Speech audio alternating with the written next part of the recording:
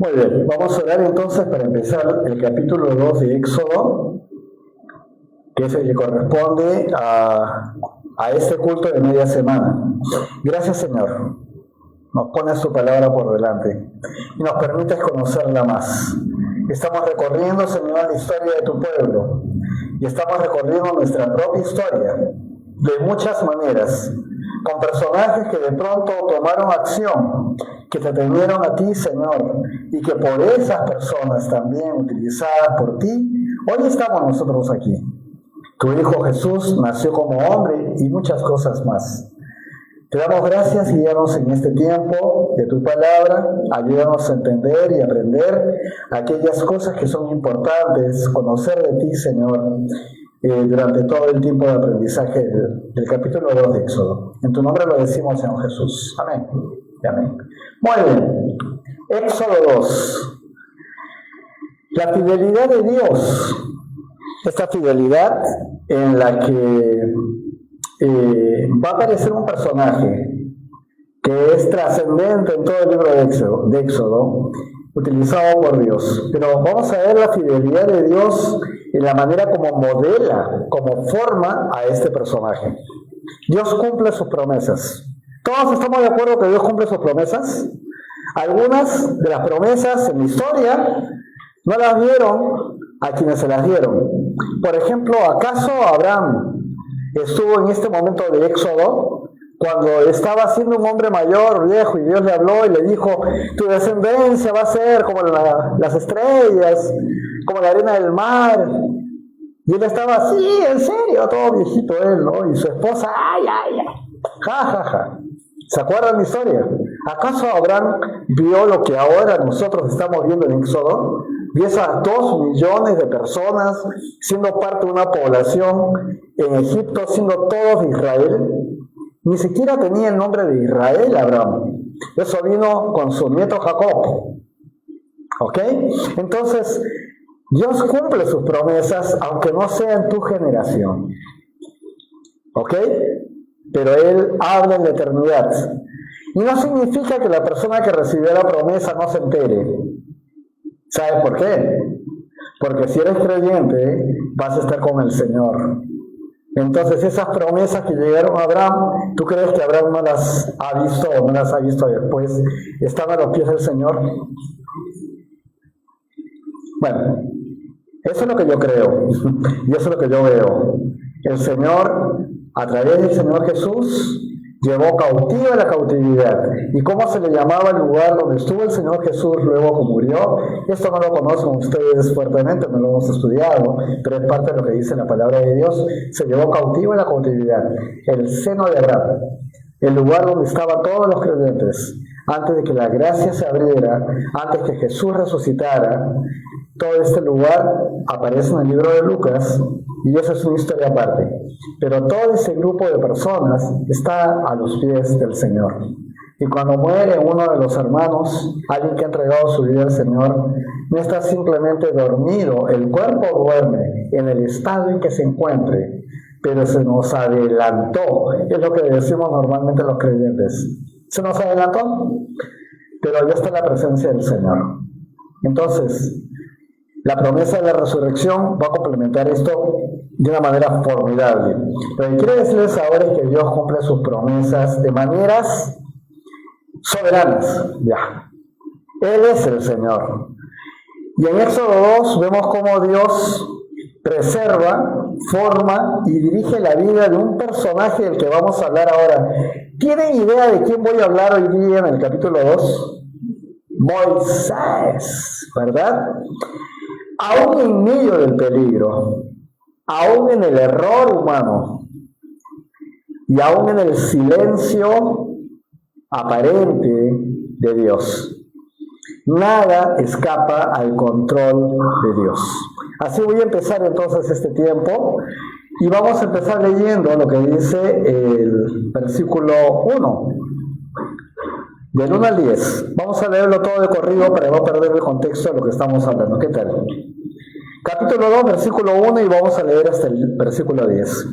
Un hombre de la familia de Leví fue y tomó por esposa una descendiente de Leví, Leví, recuerden, es una de las tribus, ¿verdad?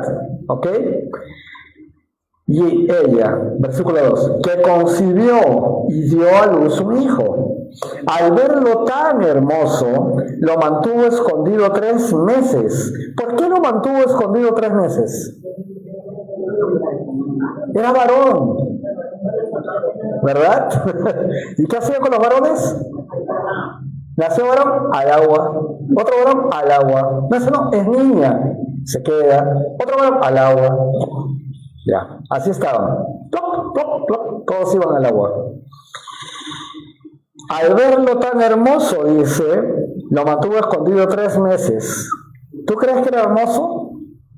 ¿Sabes quién escribe esto de Éxodo? El niño. Bueno, yo veo que Moisés así mismo se está diciendo que era muy hermoso de ver. Ya, pues creámosle, eso es la palabra de Dios. Muy bien, muy bien. Ok, versículo 3. Pero como no pudo esconderlo por más tiempo, tomó un cesto de juncos. ¿Cómo le llama tu versión? Tú estás con la Reina Valera Contemporánea. ¿Quién tiene otra versión? ¿Cómo? Ajá, arquilla. O canasta le dicen otros, ¿no?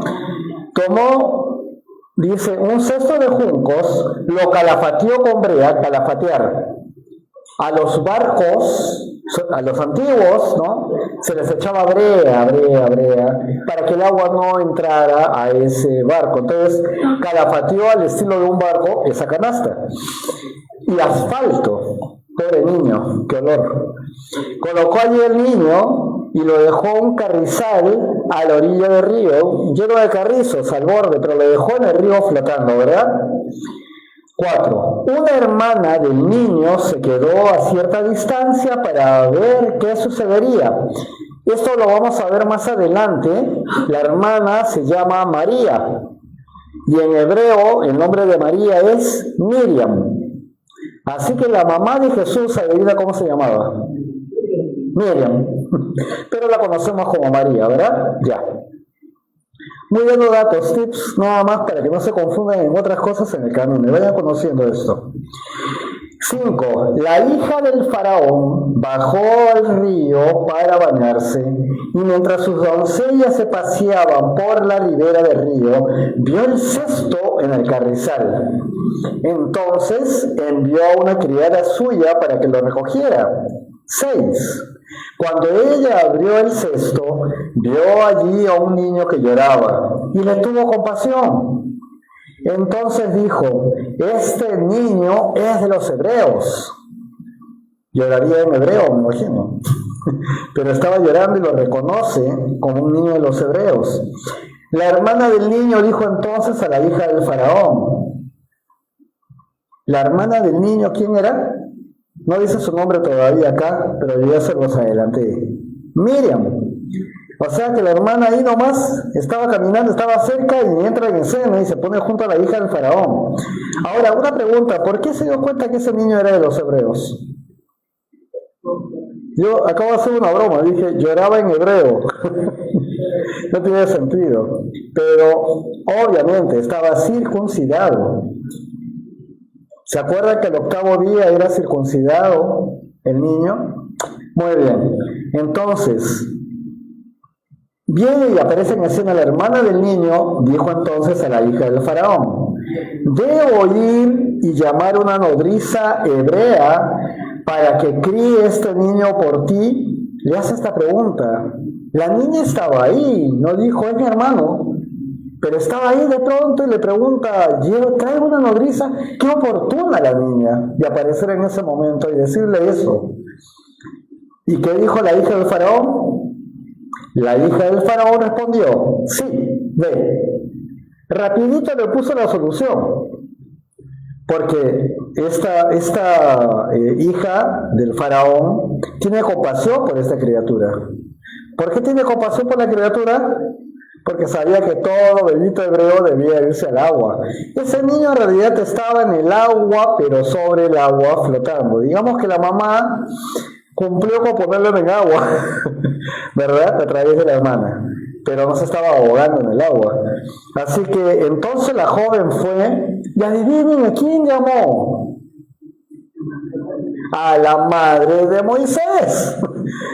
Pero miren la escena bien, no pierdan de vista lo que está pasando. De pronto aparece una niña. Y la niña dice, ¿no necesito una nodriza que sea hebrea? Sí. ¿La traigo? Sí, anda, ve. Y la hermana de Moisés va a traer a la hermana de Moisés para que sea su nodriza hebrea. Así que, fíjense cómo están las cosas hechas. Entonces la joven fue y llamó a la madre del niño, y la hija del faraón le dijo, llévate a este niño. O sea, se está llevando a su hijo otra vez a su casa, después de haberse desprendido de él. La misma hija del faraón, sin saber que es su hijo, se le está entregando otra vez. Llévate a este niño y críalo por mí. Yo te pagaré por hacerlo. ¡Wow! Cuando nació tu hija, Marta, ¿alguien te pagó para que la críes? No, mira lo que está pasando aquí. No solamente le ha dado otra vez a su hijo, le está dando provisión a su casa para que pueda criarlo. Eso es espectacular. La mujer tomó entonces al niño y no quería, pues, ¿no? Lo crió a su propio hijo. Y cuando el niño creció, ella lo llevó a la hija del faraón, quien lo adoptó como su hijo y le puso por nombre Moshe, Moisés. Pues dijo, yo le rescaté de las aguas. ¿Quién fue la que le puso el nombre? ¿La madre o la hija del faraón? La hija del faraón. ¿Por qué Moshe viene a ser algo así como sacado? No es exactamente salvado de las aguas como solemos tradicionalmente decirlo. Sacado. Entonces el nombre Moisés, en realidad, ese Moi, viene a aparecer en algunos nombres de faraones inclusive, y tienen que ver con la forma en que nacieron de alguna manera, y siempre tiene que ver con sacado. ¿De dónde fue sacado? De las aguas. Entonces ese es el nombre que le puso Moisés, por lo cual se cree, se tiene casi cierto, que el nombre de Moisés no es un nombre hebreo, es un nombre egipcio. Ok, hasta ahí el versículo 10. Muy bien. Entonces, después de ver esto, vemos, tengo algunas notas acá que siempre voy tomando, que bueno, Dios salva a Moisés, lo salva de la muerte, porque lo ha sacado del agua, estaba sobre una cesta, estaba en un río, pero se atracaba en los carrizales, lo separa para su propósito redentor. Propósito redentor, lo estoy diciendo así porque no es solamente el hecho de que a través de Moisés sabemos el pueblo de Egipto va a ser sacado el pueblo de Israel va a ser sacado de Egipto, sino ¿qué cosa va a venir de todo esto después? Siglos más tarde. ¿Qué es lo importante de toda la historia bíblica? ¿A quién esperamos hoy? ¿Quién nació en Israel? ¿Por qué Dios hizo Israel? Su hijo nació como hombre en Israel. El propósito redentor de sacar a Moisés de las aguas tiene que ver en la proyección de todo con el nacimiento de Jesús. Pero hablemos, estamos 1500 años antes de que esto ocurra. ¿Ok? Entonces Dios permite que Moisés sea criado con su madre y con provisión egipcia. Tiene dinero para poderla ser provisto. Ahora, ¿cuándo le devuelve al niño a la hija? Cuando el niño tenía más o menos 3 años, que es la edad en que se destetaba en esa época a las criaturas. Así que lo tuvo 3 años, inculcándole, criándole y todo bajo la cultura hebrea, no en una cosa distinta. Y esto ha sido interesante que suceda de esa manera. Mira el Salmo 127.1 dice: Si el Señor no edifica la casa, de nada sirve que los edificadores se esfuercen. Si el Señor no protege la ciudad, de nada sirve que los guardias la vigilen. El Señor es el que tiene control de todo. ¿Qué está pasando con el pueblo? Está pasando cosas horribles con el pueblo hebreo en el tiempo que está haciendo Moisés. Y en ese tiempo que el Señor está permitiendo que haya esa matanza y esas cosas, está salvando a quien va a liderar, a quien va a llevar a su pueblo, lo va a sacar de Egipto.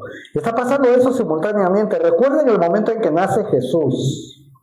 Cuando nace Jesús, estaba el Imperio Romano. Antes era la República de Roma, pero ahora el emperador dice que es Dios y se convierte en imperio.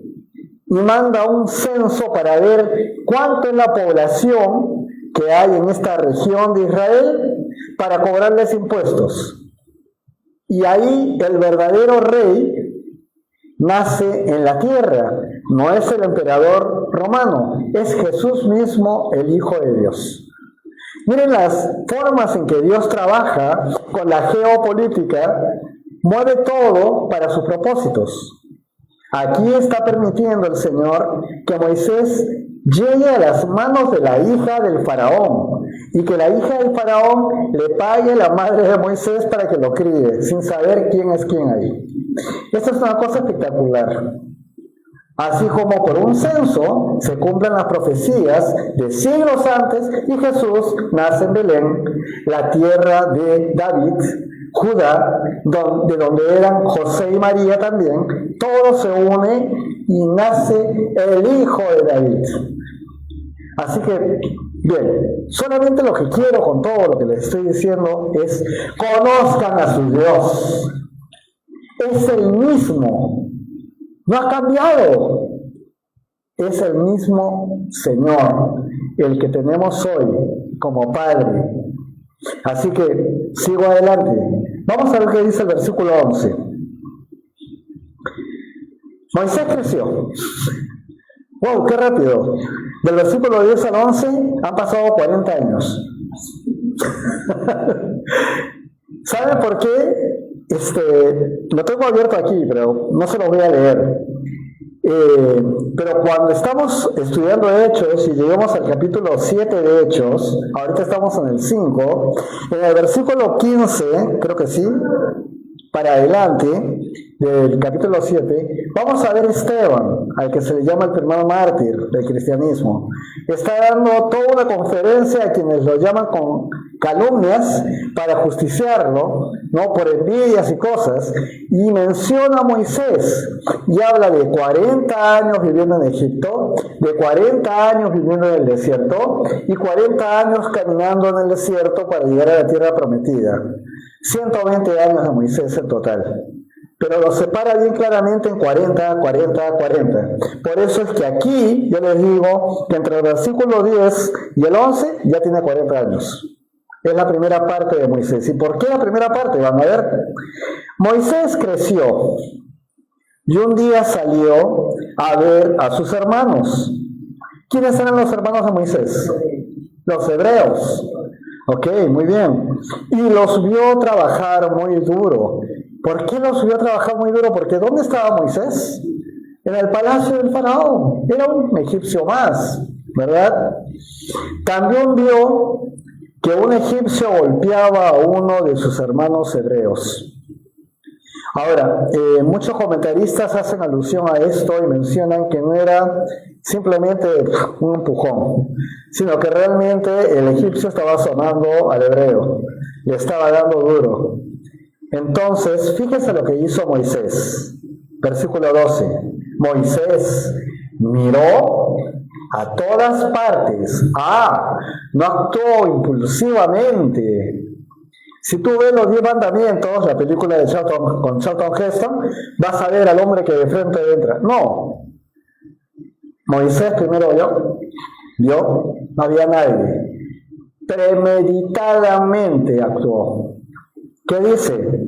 Miró a todas partes y al no ver a nadie, mató al egipcio. Porque él mismo parece que estaba, como relativamente cómodo en su posición de poder dentro del palacio del faraón. Y lo escondió en la arena. Versículo 13. Al día siguiente salió y vio que 2 hebreos reñían, así que le dijo al que maltrataba al otro, o sea, ahora volvió a ver a sus hermanos hebreos, pero un hebreo contra otro hebreo estaban en plan de reñir, de maltratarse. ¿Por qué golpeas a tu prójimo? Oye, el día anterior creo que mató a un egipcio, ¿no? Bueno, acá dice, ¿por qué golpeas a tu prójimo? Le dice a los hebreos. Y aquel respondió, ¿quién te ha puesto a ti como nuestro príncipe y juez? ¿Acaso piensas matarme como mataste al egipcio? ¿Qué? ¿No lo había enterrado en la arena? ¿No había visto a un lado y al otro lado? Entonces Moisés tuvo miedo y dijo, ciertamente esto ya ha sido descubierto. Y mira lo que dice el versículo 15, cuando el faraón vendría a ser el abuelo, ¿no? El abuelo, ¿cómo se llama? De Moisés. Cuando el faraón se enteró de este hecho, buscó a Moisés para matarlo. Ya, ahí sí. Moisés no dejó de ser el hebreo, ya había matado a un egipcio. Y el faraón egipcio aplica la ley. ¿Qué importa que le hayas encontrado tú, mi hija y lo que sea? Hay que matarlo. Pero Moisés huyó del faraón y habitó en la tierra de Madián. Cuando veamos algún día Jueces, vamos a ver la historia de Gedeón y vamos a ver que los madianitas eran una plaga, verdaderamente subían como langostas cada vez que los hebreos cosechaban toda su siembra y venían y arrasaban con todo, los dominaban a los hebreos, se robaban todas las cosechas, se llevaban todo y se lo llevaban. Entonces que Dios lo va a saber que estaba ocultando en una cueva sus cosechas, para que cuando lleguen los madianitas no lo vean. Bueno, ¿a dónde se fue Moisés? A la tierra de Madián. Esto que les acabo de contar es que Dios va a pasar muchísimo tiempo después. Así que para él estuvo bien Madián. Y eso es lo que les quería decir. Muy bien. Moisés actúa en su carne. Moisés no actúa con justicia, ni tiene claro quién es el Dios de Israel, ni tiene muy claro muchas cosas. A mí me parece que está como diciendo, yo soy egipcio, ¿no? Pero actúa impulsivamente, pero primero mira los costados. Se deja llevar por una justicia personal. Quiere aplicar algo. En realidad, si lo vemos en perspectiva, se está adelantando lo que Dios va a hacer a través de él. Él quiere tomar la justicia por sus propias manos. Eso se llama afán, se llama hacer las cosas en la carne. Y no le fue nada bien. Actúa en la carne y sale corriendo. Dios no aprueba el pecado. Eso es lo primero que tienen que saber. Aquí el héroe no es Moisés. Acá Moisés es un vil asesino de un egipcio. Tienen que verlo tal cual es. Y sale corriendo, se muere de miedo porque ya lo quieren matar. Y se acabó. Se acabó la historia hebrea, se acabó la historia de la mamá que lo recogió, se acabó todo. Sale volando y se mete al desierto. ¿Qué edad tenía Moisés cuando pasa esto? 40 años. ¿Y cuántos años va a estar en el desierto? 40 más. ¿Qué edad tenemos aquí? Ninguno llega a 80, ¿verdad? Ok. El Salmo 37, los versículos 23 y 24 dicen, el Señor dirige los caminos del hombre. ¿Quién los caminos del hombre? El Señor dirige los caminos del hombre cuando se complace en su modo de vivir. Si el hombre cae, no se queda en el suelo, porque el Señor lo sostiene de la mano. Porque acá vamos a ver que Moisés no se va y se muere como una vaca vieja en el desierto. Acá vamos a ver que Moisés tiene un destino en el desierto. El Señor lo va a cuidar, porque no en vano lo salvó en una canasta entre los carrizos del río Nilo. Él estaba separado para algo. Pero vamos a ver un hombre tan fallido como cualquier otro en el camino y cómo utiliza personas así para hacer su obra. Esto es lo fascinante de estas historias, cuando tú realmente las escarbas y comienzas a ver, le quitas todo lo religioso y lo comienzas a ver con los ojos de la actuación que han tenido. Dios utiliza a gente imperfecta, maltrecha, que se equivoca, que asesina. Dios utiliza esto. Entonces, vamos a proseguir. Versículo 16. A ver, sí. Mientras estaba sentado, dice, junto a un pozo, las 7 hijas del sacerdote de Madián vinieron a sacar agua para llenar las pilas y dar de beber a las ovejas de su padre. Así que había un sacerdote en Madián. Ahí estaban las hijas. 17. Pero llegaron los pastores y las echaron de ahí. Entonces Moisés se levantó a defenderlas y dio de beber a sus ovejas. Si ven los 10 mandamientos, la película de Cecil B. DeMille, si ven los 10 mandamientos van a ver efectivamente que Moisés está reposando y sale en defensa, pero mientras que ellas siguen hablando y esa parte la recrean un poco en la película, después que ya saca a todos, Moisés está sentado en el pozo y está que se cae. Y se agarra y lo agarra para que no se caiga al pozo de lo cansado que estaba de haber cruzado todo el desierto hasta ahí. ¿No? Encima se puso ahí a defender a las chicas. Entonces hizo eso. El versículo que sigue, ¿qué número es? 18, ¿verdad? Cuando ellas volvieron a donde estaba Reuel, su padre, éste les dijo, ¿por qué volvieron hoy tan temprano? Y ellas respondieron, un egipcio nos defendió de los pastores y además sacó agua por nosotras y les dio de beber a las ovejas. Reuel preguntó a sus hijas, ¿y dónde está ese hombre? ¿Por qué lo dejaron solo? Llámenlo para que venga a comer. Como bueno, ok, mujeres, ¿no? Se quedaron en el, gracias, y se fueron, ¿no? Y el hombre se quedó ahí tirado. Bueno, ahí ya el papá es hospitalario y le está llamando, ¿eso ha hecho? Tráiganlo y que venga a comer. Seguramente no había muchos hombres tampoco en esa tribu, así que, bueno, dicho sea de paso, Reuel es uno de los 3 nombres que se le da al que vamos a conocer como Jetro, o Jetro con J, ¿ok? Entonces no se confundan, es la misma persona, está hablando del papá de las hijas. 21. Moisés aceptó quedarse a vivir con ese hombre y él le dio por esposa a su hija Séfora.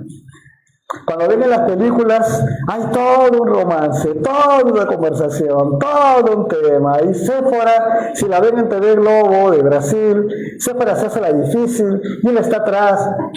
¿Saben qué? Acá yo estoy leyendo de una línea a otra línea. En un mismo versículo, Moisés aceptó quedarse a vivir con ese hombre y él le dio por esposa a su hija Séfora. Eso es lo que dice. ¿Dónde está la parte de la película romántica?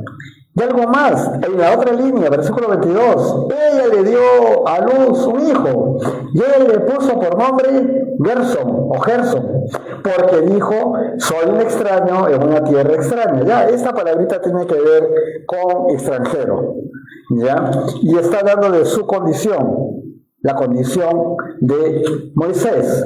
Después de mucho tiempo, perdón, aquí vamos a hacer un comentario. El desierto es un lugar de formación. Es un lugar para preparar y sujetar al hombre a una actitud humilde y a un momento de preparación. Quiero decirles que algunos comentaristas, el mismo Chuck Smith, el pastor, mencionan que sí, un tiempo formativo. Porque ¿cuántos años estuvo Moisés en el desierto de Madián? 40 años. ¿Y cuántos años tenía cuando salió de Egipto? 40 años. ¿Y este jovencito qué edad tendrá ahora en la tierra de Madián? 40 más 40, 80 años. Así que no es el jovencito de las películas Moisés que va... Tiene 80 años Moisés, ¿ok? Y miren, dice... el desierto es entonces un lugar de formación. Pero escuché también otro comentarista pastor decir algo bien gracioso en realidad. ¿Saben qué?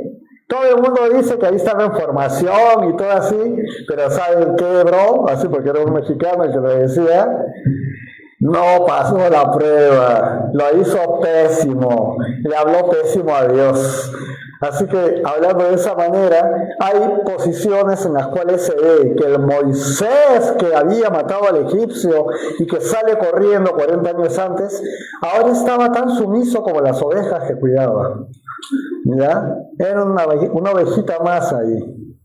Y bueno, era un hombre útil, pero ya no era pues el personaje, el perfil que había sido cuando fue cuidado por el faraón. Deuteronomio es un libro escrito por Moisés también. Capítulo 8, versículo 2 dice: te acordarás de todo el camino en el desierto, por donde el Señor tu Dios te ha traído estos 40 años para afligirte y ponerte a prueba y para saber lo que había en tu corazón y si habrías de cumplir o no con sus mandamientos. Esto lo escribe Moisés mismo, ya de viejo, en el desierto con toda la millonada de gente de Israel, cuando está en ese camino que nunca termina hacia la tierra prometida. Y Dios está diciendo, a ver si todavía cumples con los mandamientos, a pesar de todo este tiempo que te estoy poniendo a prueba. A ver si así sucede. Bueno, lo traigo a colación. Han pasado 40 años de Moisés en este desierto de Madián, haciendo de pastor de ovejas, teniendo hijos.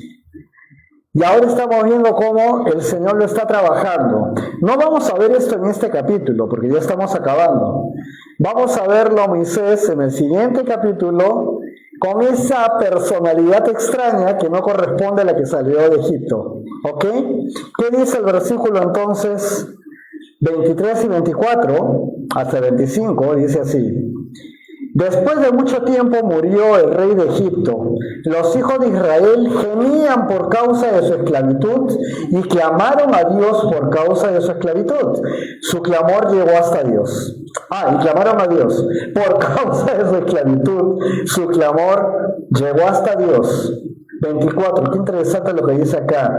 Y cuando Dios oyó sus gemidos, se acordó de su pacto con Abraham, Isaac y Jacob.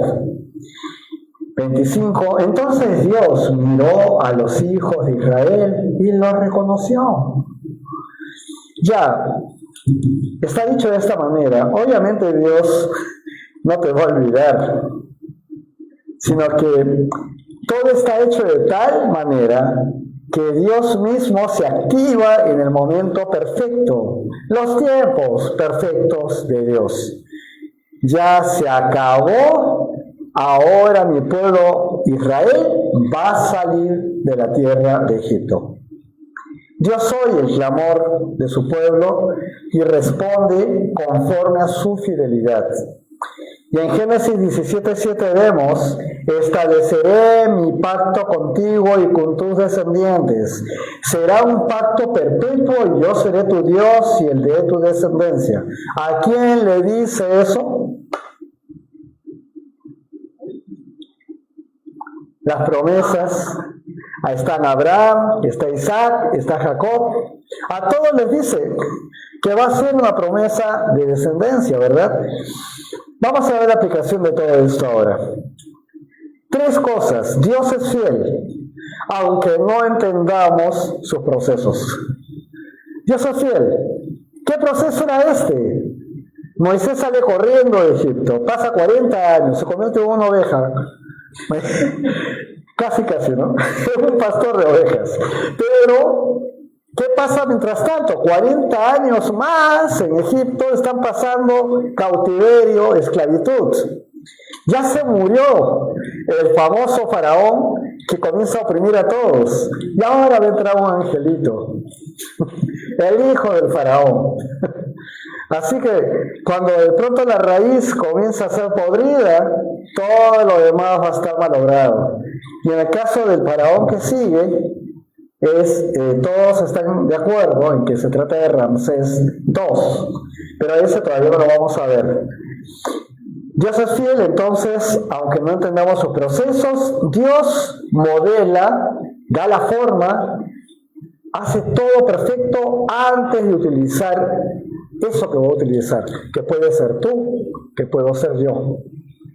Está en un proceso formativo con cada uno de nosotros, con su pueblo en general y con Moisés. Con cada uno, hablando de una manera singular, el pueblo de Israel en su proceso de dolor los está formando para lo que viene. Y en el caso de Moisés mismo, está pasando un proceso que jamás imaginó. Él ya veía sus huesitos ahí enterrados en Madián, ¿verdad?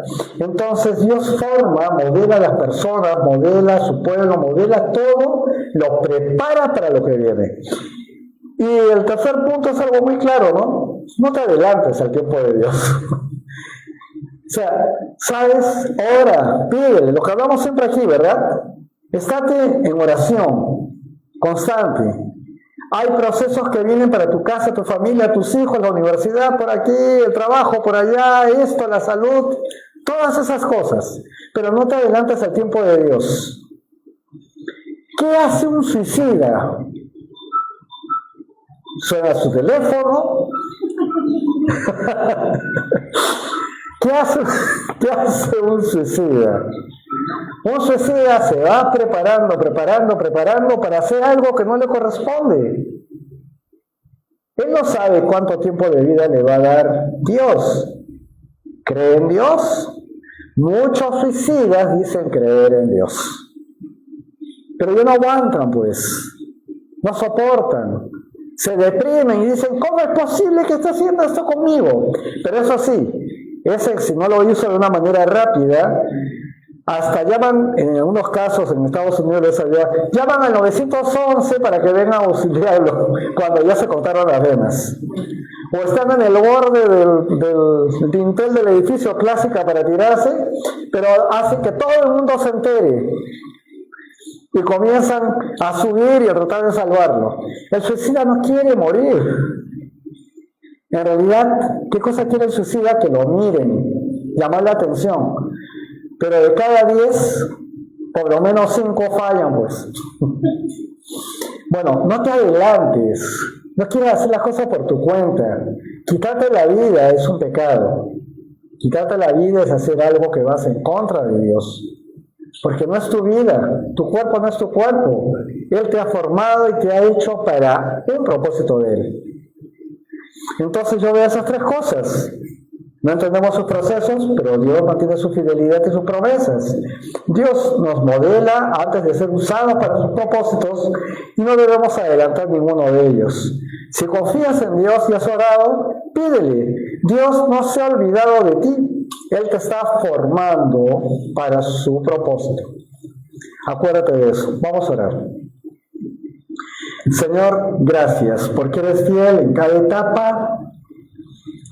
etapa de nuestra vida, Señor. Perdónanos cuando nos adelantamos a tus planes, perdónanos por el afán. Ayúdanos a confiar en tus tiempos perfectos, a someternos a tu proceso y a descansar en tu propósito. Forma en nosotros el carácter que deseas y úsanos para tu gloria. En el nombre de Jesús lo decimos. Amén. Y amén. Gracias, Señor.